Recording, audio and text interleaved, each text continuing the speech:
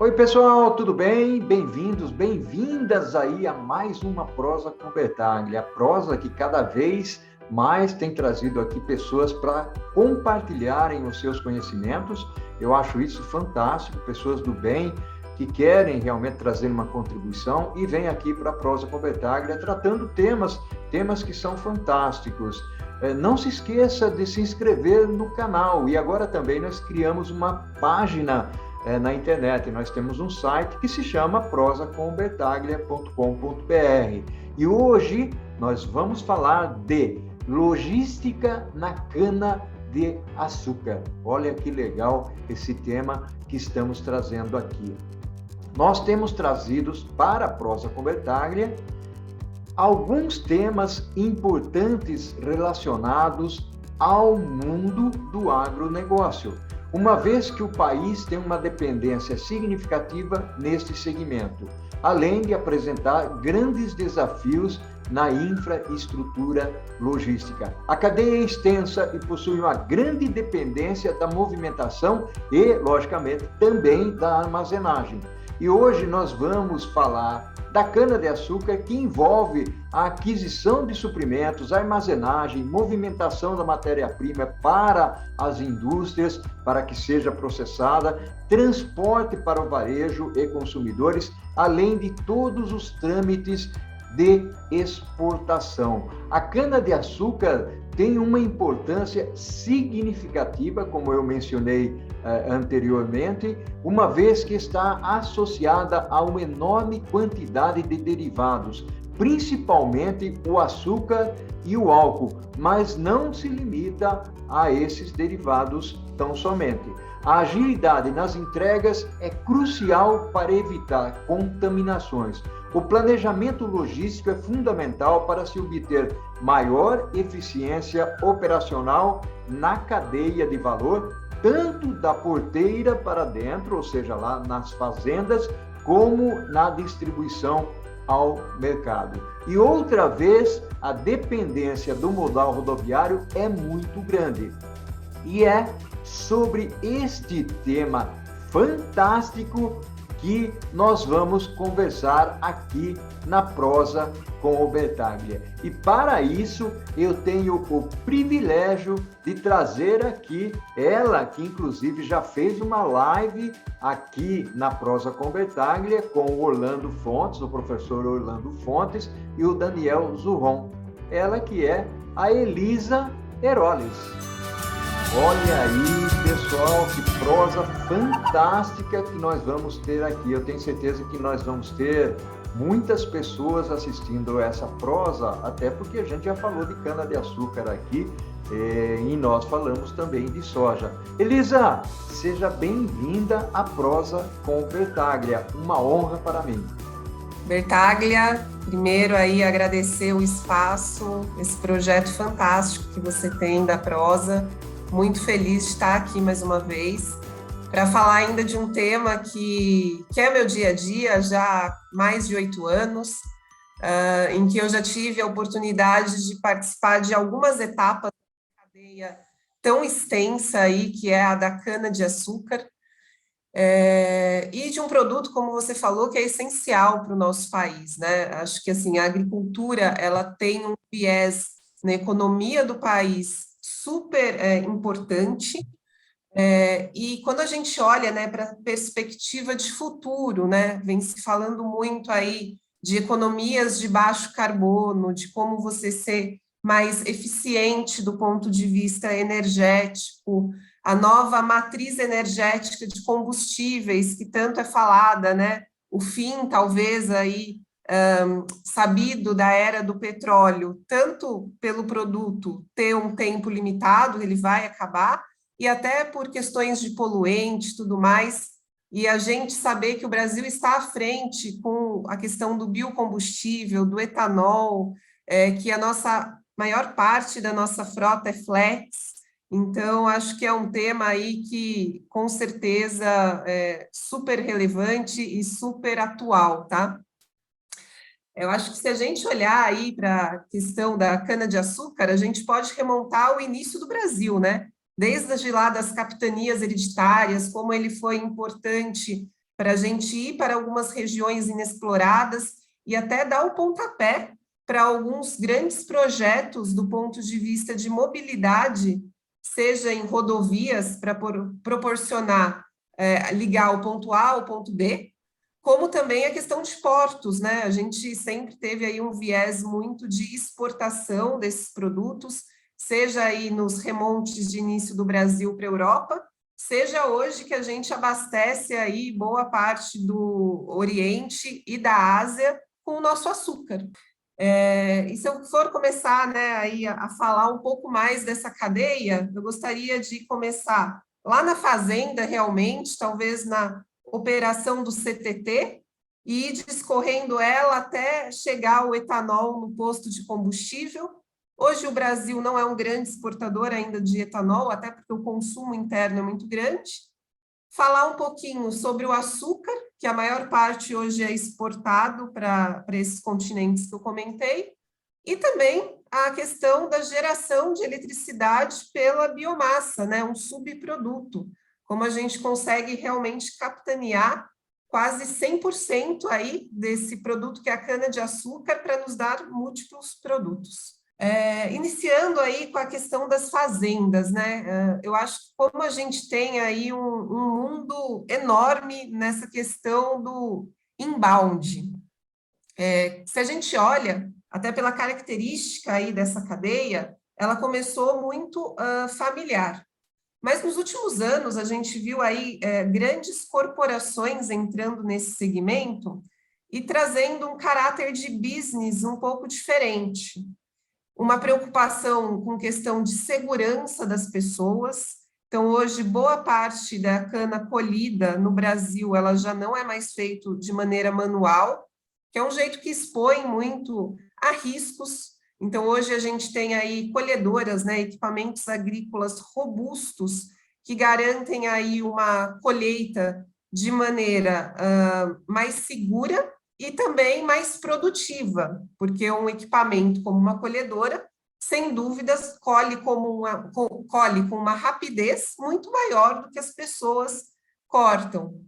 Uma profissionalização para o campo também, porque não sei aí quantos dos que estão ouvindo a prosa com a gente já tiveram a oportunidade de entrar numa colhedora, mas eu julgo falar que é quase como se você entrasse num avião, de tantos equipamentos, botões, que a pessoa tem que estar ali acompanhando para que o equipamento funcione da melhor maneira, né? Tecnologias embarcadas para medir produtividade, por aí afora.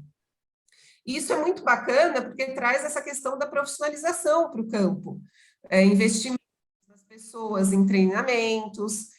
Geralmente, as pessoas que trabalham em usinas são pessoas que moram ali na região, então você traz um desenvolvimento para aquelas cidades. Então, acho que isso é um primeiro ponto, assim, muito bacana, né? O processo do CTT, depois, ele ainda tem transbordo e transporte, que eu vou falar um pouquinho. Elisa, muito legal. Aliás, eu estava aqui pensando, quando você estava falando dos equipamentos, das máquinas, muitas delas, inclusive, são autônomas, não? Ou seja, são máquinas que não necessitam de pessoas para operar. Eu conversei com o Eduardo Romão. O Eduardo ele é presidente de uma associação da cana-de-açúcar, ele mora em Jaú. Seguramente o Eduardo vai assistir aqui a nossa prosa, né? Tenho certeza disso. Ele é uma pessoa que adora o tema, que torce muito pelo tema. Inclusive, aí trazendo um exemplo, nós temos plantações em Maringá, lá no Paraná, onde nós temos esses veículos autônomos para poder transportar a cana-de-açúcar, movimentando, né, colhendo, colocando no caminhão, de maneira que não precise ter nenhum piloto. E ele tem uma sensibilidade tão grande via GPS que ele opera, né, ou transita melhor do que se tivesse uma pessoa operando esse caminhão. Eu só quis trazer essa parte, Elisa, porque eu me recordei aqui, né? Ou seja, você já mencionou aí, então, a aplicação da tecnologia no campo. E eu gostaria que você continuasse aí no seu raciocínio, tá bom?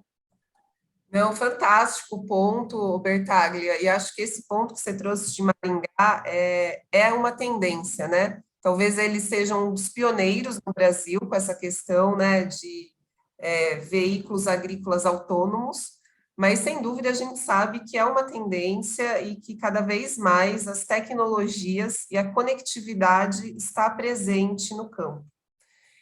E junto aí com a colhedora, a gente tem, né, o transbordo, que é o primeiro T da sigla CTT, que ele vai emparelhado com a colhedora, fazendo aí a coleta da cana. E depois a gente tem alguns pontos na fazenda de transbordamento que pegam essa cana e jogam nos caminhões. Ou seja, aí a gente já viu uma mini cadeia logística formada, né? Talvez aí se a gente pudesse fazer um paralelo com a manufatura, é uma fábrica de matéria-prima que a gente está falando, com alguns desafios além de uma fábrica normal, que é condição de solo, que às vezes fica muito seco, gera uma poeira, uma dificuldade de visibilidade, uma condição climática, que às vezes causa uma chuva e impede uma colheita com segurança e qualidade, daí as operações têm que ser paralisadas, e todo esse cenário aí que a vida no campo nos proporciona de desafios. Quando eu começo a falar da questão do transporte, muitas das estradas, né, elas não são asfaltadas, porque elas fazem a ligação aí das fazendas com a indústria. Ela tem um trabalho muito grande aí que as usinas fazem em relação à sinalização, porque você imagina que não é uma via que tem sinalização e o motorista não pode ficar assim à mercê de saber que ali onde tem uma mangueira eu tenho que virar à direita, né? Tem que ter toda uma sinalização, uma questão de condição segura de velocidade dessa via, e um monitoramento via as tecnologias embarcadas também para ver como está a produtividade desse caminhão, né? Como que está os tempos e movimentos dele, quanto ele está levando num trajeto vazio, num trajeto carregado, como está a minha manutenção dessa estrada, né? Tudo isso, na maior parte das vezes, fica a cargo da própria usina. E é lógico que isso não é de uma hora para outra. Quando eu estou ali planejando o meu período de safra, eu já tenho que ter isso muito bem planejado, muito bem desenhado, saber onde tem fragilidades, aonde eu tenho que trabalhar de maneira mais incisiva. Ou seja, é aquela questão que a gente fala muito em supply chain, mas que se aplica também ao meio da cana-de-açúcar. Tudo começa com um bom planejamento, com uma boa base, com uma boa fundação, e daí a gente vai construindo em cima disso. Quando esse caminhão, né, chega na usina, tem uma formação de um estoque sob rodas, em que a gente busca, do ponto de vista logístico, que seja o mínimo estoque, porque essa cana, a partir do momento que ela é cortada, ela perde suas propriedades. Então, para a gente minimizar o tempo entre ela ser cortada e ela ser processada, é um driver importante para a gente atuar.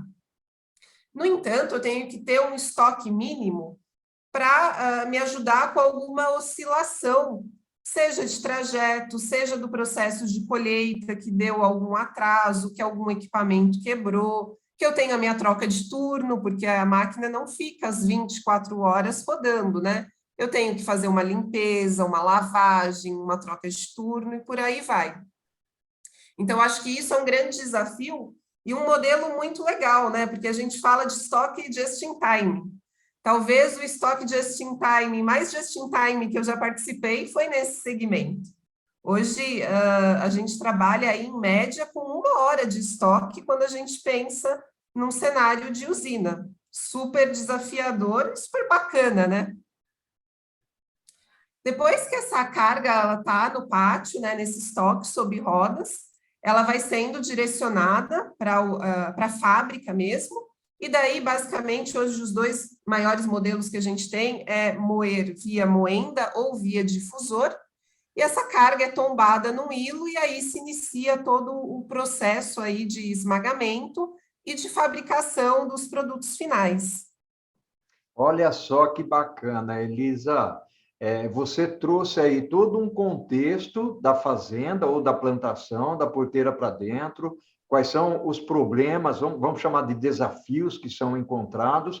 Depois você colocou o trecho da logística até chegar à fábrica. E agora nós vamos falar um pouquinho, Elisa, sobre a cadeia, mais pelo contexto da excelência operacional, ou seja, pela produção, quais são os principais desafios, você já falou, inclusive, de alguns aí, mas nós podemos explorar mais. Mas eu queria fazer o seguinte, Elisa, nós estamos terminando aqui o primeiro tempo da nossa prosa, você veja que passou rapidíssimo, né? Então, nós estamos terminando, eu vou convidar você a tomar um cafezinho, uma água por aí, e nós vamos para o segundo tempo, pode ser? Fechado, combinado. Oi, Elisa, que prosa fantástica. Realmente estou gostando muito aqui da sua contribuição, né? Muitos detalhes importantes para esse mundo do agronegócio, que é fundamental. E é importante, né, Elisa, não apenas as pessoas que trabalham no agronegócio entenderem o que é que acontece com esse mundo, mas outros profissionais também. Eu costumo dizer para alunos, professores, profissionais, de que ter uma visão ampla e holística e, às vezes, diversa, né, em termos de supply chain, pode trazer contribuições, criatividade para aplicar, né, em segmentos diferenciados, né, em segmentos diferentes. Elisa, eu gostaria que você continuasse aí o seu raciocínio, já que você começou lá com o inbound, talvez, eu não sei, mas talvez você tenha alguma coisa para falar do outbound, estou certo? Perfeito, Bertaglia. Eu acho que a gente fez aí o primeiro ponto falando de toda a cadeia inbound, chegamos na questão do processamento da cana e da produção dos produtos finais, e agora eu queria puxar o outbound, em que eu já tive uma experiência também. Eu acho que é fantástico, porque traz um pouco de todo o contexto logístico agora do país. A gente falou a porta para dentro, a fazenda, a usina, e agora a porta para fora, né? Tem uma decisão que a usina tem que tomar, a gente tem alguns modelos, né? Temos usinas que são só destilarias, ou seja, elas só produzem o etanol, mas a gente tem também usinas que trabalham no modelo de produção de etanol e de açúcar. E daí tem uma decisão também que começa lá com planejamento, frente à questão de mercado, aos preços, qual vai ser a minha decisão de mix, né? Quantos de cada produto eu vou produzir naquele meu ano safra. E isso muda no decorrer do ano safra por várias questões econômicas. E quem está sentado numa cadeira de logística tem que ser, primeiro, muito resiliente, e segundo, muito conectado ao time comercial que toma essas decisões, para você estar pronto e atender a produção que vai ser destinada, né, para aquele momento. O primeiro ponto que eu falaria, né, vamos começar aí com a questão do combustível, do etanol. Hoje, basicamente, ele fica no Brasil, de maneira majoritária, ele sai das usinas de modo rodoviário. Existem algumas usinas que ela tem um desvio ferroviário e consegue fazer essa perna ferro, mas eu diria aí que 80% a 90% é no modal rodoviário. A gente tem aí empresas, né, com a questão dos caminhões tanque e um know-how importante para isso, porque o motorista que dirige um caminhão-tanque não é um motorista que dirige um graneleiro, tem uma série de treinamentos, porque ele está ali transportando um produto perigoso, ele tem que ter uma responsabilidade também nas vias, né, que ele transita, e não é em toda a via que ele tem permissão, tem lá a ET, que é uma autorização especial de transporte, para ele poder transitar em determinadas vias menores. E daí, de modo geral, esse etanol ele é levado para grandes centros de distribuição de tankagem, que são os centros aí dos postos de combustíveis. E depois disso, os postos de combustíveis é que fazem a distribuição urbana desses grandes centros de tankagem. As usinas, elas também, em geral, elas têm uma tankagem interna para elas conseguirem trabalhar frente à oscilação de produção e de demanda. Então, tudo isso, de novo, né? Eu sou fã do planejamento. Eu acho que não existe uma operação logística eficiente se a gente não tem lá métricas e planos bem definidos. Quando eu olho para a questão do açúcar, hoje a gente tem aí produção de açúcar a granel, que a maior parte vai, como eu comentei no início da nossa prosa, para o mercado externo, e a produção do açúcar aí refinado, que é o que fica no mercado interno. Esse refinado é uma operação, em geral, door-to-door, a usina para a empresa que ele vendeu, mas talvez o maior desafio esteja aí no açúcar a granel. E daí também a gente consegue trabalhar com mais modalidades, pensando na questão de transporte. A gente tem a questão rodoviária, que ainda é muito forte, mas a gente tem, em especial pensando aí no Sudeste, ferrovias que nos permitem levar esse açúcar a granel para os portos. E hoje, né, um grande porto para exportação no Brasil segue sendo o Porto de Santos, segue sendo um ponto de atenção para várias operações, é um grande porto, mas é o único que num país do tamanho do Brasil e com a quantidade de exportações que a gente faz, tem aí uma capacidade de enviar a larga escala esses produtos. E eu acho que daí começa a ficar uma dinâmica muito legal, né? Porque quando você está lá olhando realmente para o mapa do Brasil, você começa a ver opções desses modais de transporte frente a custo, a nível de serviço, porque você também não pode ter um atraso que você paga uma demurragem absurda num porto. A questão, né, de contratos de longo prazo, a questão de segurança, porque quando você está não optando por um modal rodoviário e indo para um ferroviário, de alguma maneira você está priorizando também segurança em estradas, pondo um número um pouco menor de caminhões para rodar lá. Então, tem uma série aí de KPIs, né, que a gente começa a mapear para fazer o melhor desenho para atender aquele determinado momento. E daí a gente tem, no meio do caminho aí, várias intempéries que podem acontecer. E eu trago aqui um exemplo que eu vivi e sobrevivi, se posso falar assim, que foi a greve dos caminhoneiros, em que a gente tinha contratos para cumprir, a gente não tinha como transitar em rodovias, a usina, em algum momento, teve que parar sua produção e a gente teve que ter estoques estratégicos para conseguir balancear isso tudo. E, de alguma maneira, todo mundo sofreu. A gente sabe que houve falta de combustível nos postos do Brasil e tudo mais. Mas eu acho que é um pouco disso da logística, né? Você se planejar ao máximo, mas estar preparado para o inesperado. E se isso acontecer? Vamos chamar uma sala de guerra, vamos sentar todo mundo junto, vamos ver as opções, vamos desenhar o mapa do Brasil, pôr o que tem de rodovia, ferrovia, caminho alternativo, dutovia também. Quando eu falei do etanol, acabei não comentando, né? A gente ainda tem poucos, mas já tem algumas opções para o etanol, e fazer tudo isso girar. E por último, talvez eu deixei para falar da biomassa, porque essa logística a gente tem pouca atuação.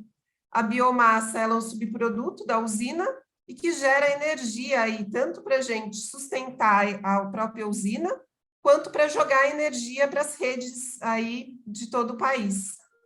Bacana. Elisa, você citou aí alguns pontos que são desafios, tanto lá no inbound, quando você fez o comentário no primeiro tempo da conversa, e depois no segundo tempo da conversa. E nós notamos aqui, pelo que você está falando, de que a armazenagem, a movimentação, tanto doméstica quanto internacional, ela tem uma condição de custo significativa. E você fez algumas comparações, inclusive, com a indústria, falando dos Key Performance Indicators, né, dos KPIs, ou seja, nós precisamos medir também, até para atingir a excelência operacional. Eu queria trazer um ponto aqui para a nossa conversa, principalmente pela característica, Elisa, do que poderia melhorar, porque você citou lá de que essa é esse é um segmento de negócio onde o just in time, né, se me recordo bem, você falou lá no comecinho, ou seja, é um just in time bastante enfatizado, mas eu gostaria de olhar pela perspectiva, por duas perspectivas interessantes e importantes aí, até porque um produto da cana-de-açúcar ele já está atrelado à sustentabilidade, né? Ou seja, que é o próprio etanol. Mas o que mais pode ser feito em termos de sustentabilidade, redução aí da pegada de carbono, e se existe alguma condição de melhoria contínua que o pessoal aplica nessa cadeia, tanto no aspecto do inbound quanto do outbound. Legal. Eu acho que essa questão da tecnologias limpas, pegada ecológica, a gente sabe que já está sendo muito fomentado e, sem dúvidas, é o futuro, né? Cada vez mais as empresas estão preocupadas e têm planos referentes a isso. As usinas, né? Elas trabalham aí fomentando áreas que são destinadas à agricultura, e eu quero trazer isso porque eu tenho aí alguns amigos gringos, e às vezes eles fazem perguntas assim para mim, mas vocês estão desmatando a Amazônia para plantar? Eu não, gente, tem toda uma consciência ambiental, e as áreas em que a gente faz o plantio, elas são destinadas para isso, e as usinas, né, que têm aí uma consciência, elas, inclusive, têm programas para promover reflorestamento, para garantir que, se houve algum incêndio, não partiu em nenhum momento da usina, se foi criminoso, ajudar nas investigações, e fazer todo um trabalho, né, que preserve o meio ambiente e promova a economia de maneira sustentável. Acho que isso é a questão da sustentabilidade que a gente tanto fala, né? O biodiesel é uma coisa que a gente vê aí cada vez mais ganhando força, e eu acredito que em algum momento ele vai ser uma realidade da maioria dos veículos pesados no Brasil, como hoje o etanol é para os veículos leves. E a questão da biomassa, né? Assim, é fantástico a gente pensar que o que sobra da cana pós o esmagamento, ela ainda gera energia para a gente, né? Tanto para sustentar a usina quanto para a venda. Então, essa questão de a gente conseguir essa matriz energética cada vez mais diversificada mostra como o Brasil é um país rico de opções, né? Eu acho que algumas vezes nós brasileiros não valorizamos na devida maneira quantos recursos a gente tem e como a nossa população é criativa e consegue realmente trazer opções para que a gente se torne mais dinâmico e mais sustentável. Olha só que bacana, que legal, Elisa. Quer dizer, nós discorremos aqui por um segmento, que é o agronegócio, principalmente tratando da cana-de-açúcar, e basicamente nós falamos sobre negócios, falamos sobre exportação, falamos sobre logística, supply chain, key performance indicators, ou seja, tudo que nós estamos tratando aqui na melhoria contínua, né? Sustentabilidade, nós estamos tratando o agronegócio como nós pudéssemos, de alguma maneira, tratar a indústria automotiva ou bens de consumo. Quer dizer, logicamente são segmentos diferentes, mas que têm particularidades que são similares e que uma pode se aplicar à outra. São experiências fantásticas. Elisa, eu gostaria que você fizesse ou desse uma mensagem finalzinha aí, para as pessoas, para os nossos internautas que nos acompanham, sobre essa parte do agronegócio, por que te encanta, por que você gosta tanto, você fala com conhecimento de causa, né? Percebo isso, só para a gente fechar aqui a nossa prosa. Eu acho que a minha mensagem final, e acho que essa prosa ela foi sobre o agronegócio, mas eu não entrei em nenhum mérito agrícola do ponto de vista da cana mesmo. Foi mostrar quantas possibilidades a gente tem do ponto de vista logístico, quantos setores ainda são prematuros e talvez tenham muito a ser explorado, quantas tecnologias, processos KPIs, projetos de melhoria contínua, e daí eu vou fazer um parênteses de uma notícia que eu vi outro dia, a Unicamp fazendo um trabalho para que o etanol faça recarga de carros elétricos. Então, como existe assim um horizonte imenso e pessoas assim que são apaixonadas por logística e supply chain como eu acho que adoram o agrobusiness porque ele tem uma infinidade de possibilidades e te expõe aí a desafios e a pensar fora da caixa, seja aí por uma condição de modais logísticos, seja para trabalhar melhor um expertise de armazenagem, seja para desenvolver pessoas no uso de tecnologias que ficam aí cada vez mais aparecendo e sendo uma tendência. Então, eu acho que a minha mensagem final é: busquem oportunidades porque elas existem. Eu acho que no Brasil existe ainda um campo imenso para a gente atuar e tragam o know-how, sabe? Eu acho que o que você comentou no início da prosa eu gosto muito. Não fiquem fechados, às vezes, no negócio, no segmento que você está. Olhe para fora, porque isso promove aí o intercâmbio de ideias que será sempre um sucesso, com certeza. Bacana, bacana. Elisa, ao infinito e além. Um abraço Foi um virtual, prazer. gratidão enorme por ter você aqui proseando comigo, né? A prosa com Bertaglia ficou mais rica ainda, né? Nós temos mais de mais de 260 prosas colocadas lá no nosso canal, né? E nós estamos cada vez mais fazendo gestão de negócios, trazendo temas diferentes. Um abraço enorme para você, Elisa. Abraço e prazer ter participado mais uma vez, Bertaglia. Obrigada. Tchau, tudo de bom.